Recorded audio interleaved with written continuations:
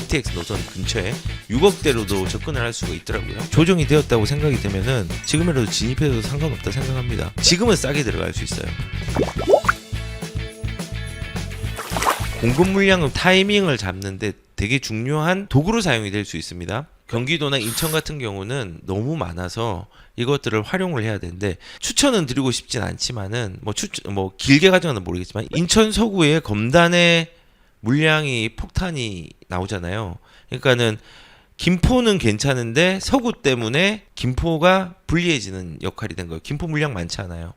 그러면 일대는 서구에 들어가야 되냐? 서구에는 실거주로 오랜 기간을 가져간다면은 가도 됩니다. 근데 김포가 서구랑 경쟁을 하면 김포가 조금 불리한 경우가 있어요. 더 세핑이 유리할 수 있어요. 이제 상승폭으로 얘기를 하는 겁니다. 검단은 뭐 분양가 4억인데 뭐 지금 30평 기준으로 신축 중에서 예전에 고가로 주길래 8, 9억 찍은 데도 있잖아요. 그러니까는 지금 4억으로 분양을 받은 검단의 물건이 있으면은 나중에 되게 유리하게 되겠죠. 기존에 있는 김포의 물량보다 그런 그 절대적인 가격보다는 상승폭이나 이런 부분으로 같이 얘기를 하는 겁니다.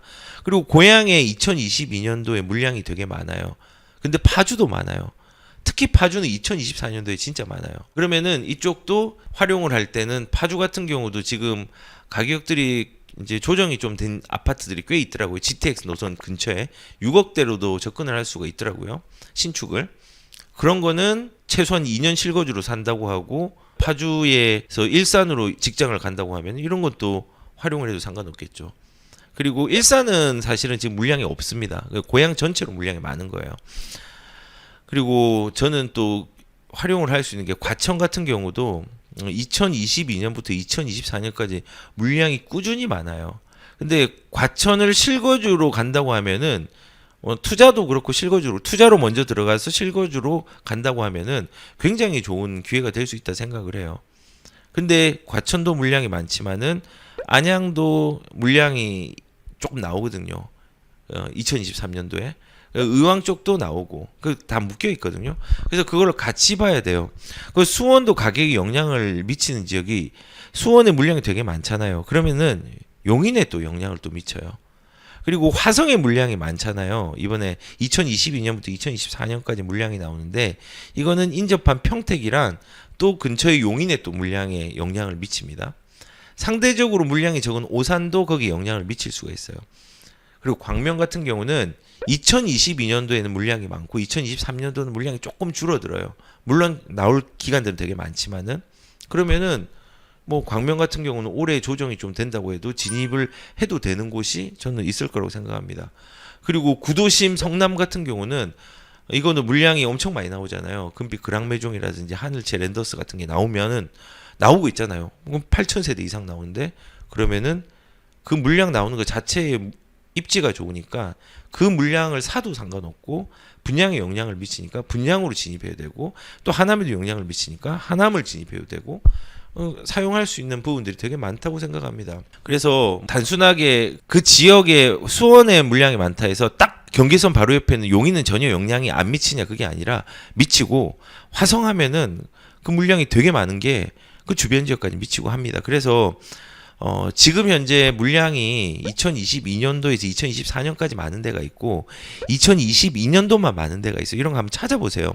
그러면은 아마 이제 조금은 그 가격적인 부분에서 물량이 많은 쪽에서 실거주로 들어가는 거는 유리하다. 그러면 그런 데를 찾자라는 실거주 입장에서 진입을 할 수 있고 반면에 뭐 투자 입장에서는 물량이 2년 이상 넘어가는 데가 많으면 좀 불리합니다. 예를 들어서 과천 같은 경우는 2024년 많게는 2025년도 물량이 조금 나와요. 그러면은 실거주로 들어가는 게 낫고 지금은 싸게 들어갈 수 있어요. 다시 좀 과천 같은 경우는 매매가랑 전세가가 올라갔다 좀 좁혀진 구간들이 몇 개가 있거든요. 물론 돈은 많이 들어갑니다. 실거주로 길게 가면 이런 거는 좋겠죠.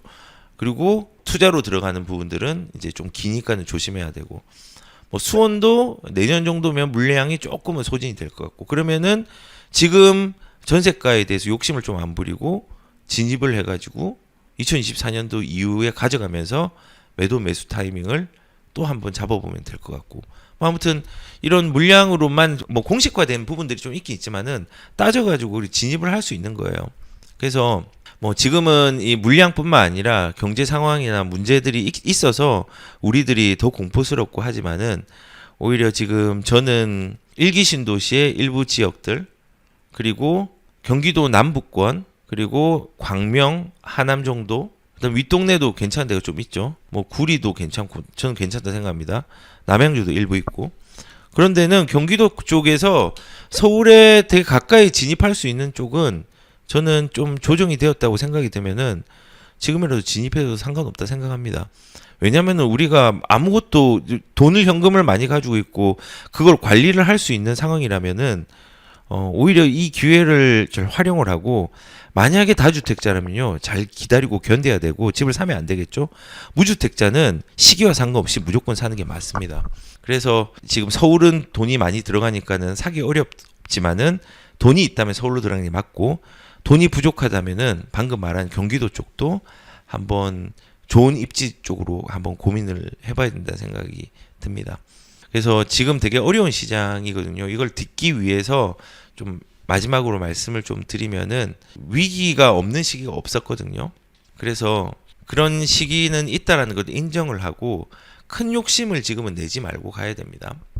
그리고 단기간의 투자는 어려움에 봉착할 수 있다는 걸 꼭 기억하셨으면 좋겠습니다. 그리고 거래 활성화가 되지 않는 부분들은 끝이 있습니다. 그래서 거래가 안 되면은 지금 현재 민주당조차라도 규제 완화책에 신경을 쓸 겁니다. 그런 사례 얘기를 한번 했죠. 김대중 대통령 때 가격들이 초반에는 조금은 가격이 올라가는 부분들이 약했는데 후반기에 세지니까는 규제를 한 거예요. 그러니까 초반부 같은 경우는 규제를 안 했어요. 완화 정책을 펼쳤어요. 민주당인데도. 거꾸로 박근혜 정부 같은 경우는 규제를 푸는 입장에서 되게 많이 작동을 정치를 펼쳤는데 거꾸로 나중에 말기에 11월 달에는 규제책을 펼쳤어요.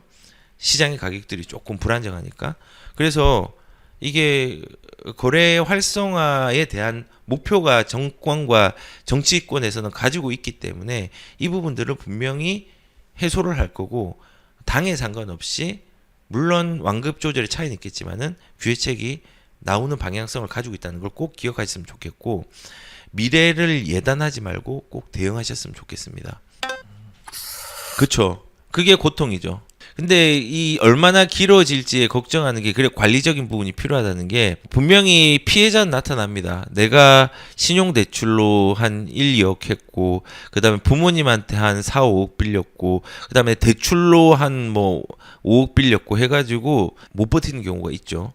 이게 이제 체력의 문제예요. 자산의 체력의 문제, 현금 흐름의 체력의 문제, 그리고 무엇보다도 마인드의 체력의 문제가 있어요. 보통 이제 보면은 길게 가는 거 짧게 가는 게 있어요. 이거는 이제 기준이 없기 때문에 기준을 조금 가지는 게 좀 부족하기 때문에 그런데 제가 보여드릴게요. 저는 어떤 기준을 가지고 있냐면요. 지금 1990년도 초부터 김영삼 정부 시기는 그냥 다 조정장이었죠. 그냥 안정화 단계였어요. 그쵸? 되게 길게 왔어요. 조정장과 안정화 단계가. 그리고 이명박 대통령 때랑 박근혜 정부 초반부, 중반부까지도 되게 안정적으로 가격이 왔어요. 이게 가격입니다. 그리고 서브프라임 한번 볼까요? 서브프라임 때 짧게 왔습니다. 그리고 IMF 때도 짧게 왔습니다. 길게 온 거의 특징이 뭘까요? 이렇게 길게 오는 거는 대규모의 공급 정책이에요. 200만 호 건설. 그 다음에 이 안정화되는 시기 서브프라임 때 되게 놀라운 사실은 뭐냐면요. 2008년도에 송파에 보면요. 굉장히 물량이 많이 나왔습니다. 송파에 뭐가 나온지 아세요? 엘스, 리센츠, 그 다음에 파크리오. 이게 지금 5,000세대 지금 18,000세대? 7,000세대 가까이 송파에 나왔어요. 2008년도에요. 서브프라임 나왔을 때. 그때 이제 그 역량으로도 같이 빠졌어요. 근데 이 부분들은 금방 소진이 되었고 공급 정책은 이명박 정부 때는 2기 신도시에 대한 부분들이 물량으로 나올 시기랑 이명박 대통령이 2008년도에 정책적으로 대규모의 정책들을 펼친다고 했어요. 근데 그거를 실제로 냈어요. 12년도에.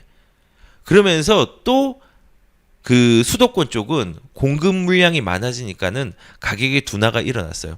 공급만이 긴 안정을 줄 수 있다예요. 그리고 아무리 위험한 경제 상황이 와도 회복을 금방 했고요. 그래서 저는 이 버텨야 되는 기간, 서울이면 당연히 버텨야죠.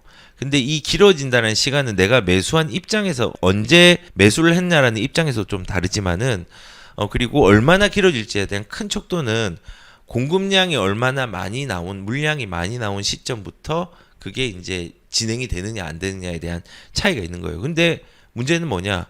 공급을 많이 못 했거든요. 문재인 정부 때 인허가 물량들이 많이 안 나왔거든요. 근데 그때도 막 계속 지어지지 않았냐. 그 인허가 물량이 박근혜 정부 때 나왔던 거예요. 근데 이거를 통제를 했죠. 2015년도 이후에 정비사업, 재개발 정비사업이나 이런 부분들이 거의 지정이 안 됐어요. 서울 같은 경우는. 그러니까는 시장이 공급이 부족해가지고 힘들어지는 시기들이 또 계속 발생을 하는 거예요. 그래서 기준을 잡으세요. 경제 위기가 온다고 하더라도 이 위기를 국가적으로 방치시킬 수 없기 때문에 어떠한 행위든 할 거예요. 그리고 외환 보유고라든지 뭐 이런 것들을 고려한다고 하더라도 잘 버틸 수 있어요. 그리고 경제 위기가 오면은 오랜 기간 동안에 하락이 오기는 어려워요. 그 길게 안정화시키는 거는 공급 물량이에요.